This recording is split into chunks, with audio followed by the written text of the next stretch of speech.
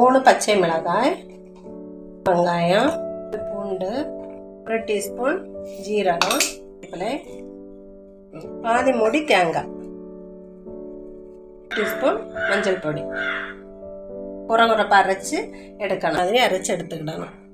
கல் உப்பு, தேங்காய் துருவல் மிக்ஸ் பண்ணி விடணும். நம்ம தேங்காய் எண்ணெய் ஊற்றிக்கோங்க. தேங்காய் எண்ணெயில் செஞ்சால் ரொம்ப டேஸ்ட்டாக இருக்கும் அவியல். 1 டீஸ்பூன் கடுகு, 1 டீஸ்பூன் உளுந்தம்பருப்பு, அப்புறம் 1 கொத்து கருவேப்பிலை.